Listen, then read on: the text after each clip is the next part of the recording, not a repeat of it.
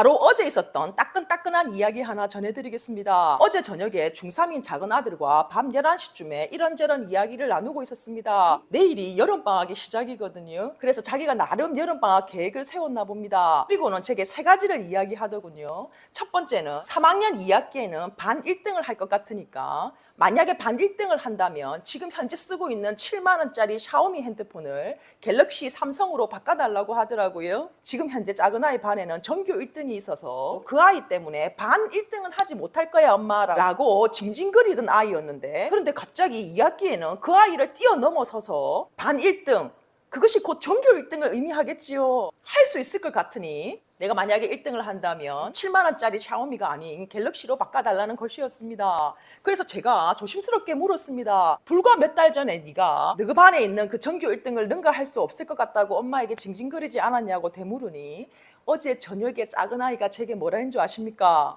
공부를 해보니까 엄마, 공부에 감도 생겼고 할 수 있을 거라는 용기도 생겼고 그 아이를 뛰어넘을 수 있을 거라는 자신감도 생겼어. 왠지 2학기에는 내가 그 애를 따라잡고 반 1등을 할 수 있을 것 같아 라고 자신감을 피력했습니다. 그 결과에 상관없이 그 멘트 하나에 저는 또 감동을 했습니다. 아시다시피 느린 아이지 않습니까? 그 느린 아이가 목표가 생기고 꿈이 생기고 열정이 생기고 도전하고 싶은 뭔가가 생겼다는 것이 제게는 정말로 큰 기쁨이었습니다. 그런데요, 왠지 이뤄낼 것 같은 설렘이 느껴졌습니다. 왜? 책육아로 다져진 아이니까요. 두 번째 한 말은 자기가 영어가 너무 딸린다고 이번 여름방학 때 정말로 최선을 다해서 영어 공부에 매진해보겠노라고 제게 이야기를 전했고요.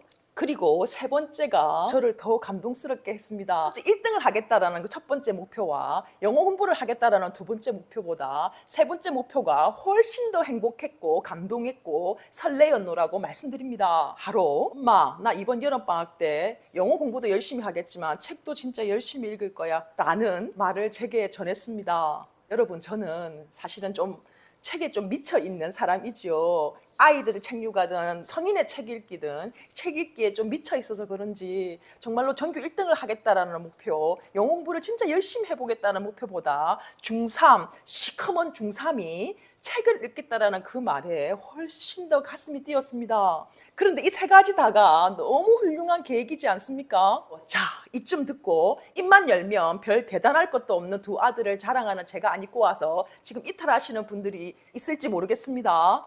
노파심에 다시 한번 말합니다. 지금 어줍지 않은 두 아들의 자랑이 아닙니다. 겨우 중3 남자아이가 부모가 시키는 대로 수동적으로 끌려오는 것이 아니라 자기 스스로 동기부여를 가지고 자기주도 학습, 나아가 자기주도적인 삶을 살아가고 있는 이 아이, 이것의 원동력은 저는 100% 책 때문이라고 생각합니다. 책을 읽으면서 가슴이 뜨거워졌고, 책을 읽으면서 자신의 삶을 생각하게 됐고, 책을 읽으면서 꿈과 목표를 가지고 도전이라는 걸 하는데 불쏘시개가 됐다고 생각을 합니다. 저희 큰아이는 말할 것도 없고요. 책을 읽는 고등학생, 책을 읽는 중학생이 제 두 아들이 부럽습니까? 거슬러 올라가면 영유아기 때 4살, 2살 때부터 지금까지 이어온 책육아입니다. 그 노력이 있었기 때문에 지금의 큰아이, 작은아이가 있는 겁니다. 그 과정 없이 결과를 얻으려고 하지 마십시오. 뻔한 소리 같지만 진리입니다. 내가 내 아이를 잘 키우고 싶다면 정성을 들여서 노력을 하셔야 하고, 내가 노력할 의지나 열정이 부족하다면 옆집 엄친아를 부러워하면서 내 아이를 처잡을 이유가 없습니다. 그럼 내가 오늘 해야 될 게 뭡니까? 영유아기 엄마들이라면 책을 읽어주셔야 하고, 초등학교 엄마들이라면 아이가 좋아할 만한 책들을 도서관에 가셔서 끊임없이 공수해 주셔야 하고, 중고등학교는 아이에게 보상을 해서서라도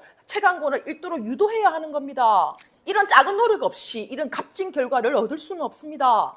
오늘 당장 아이에게 책 한 권 읽어주는 것으로 책 육아를 시작합시다. 오늘도 화이팅 합시다. 갑니다.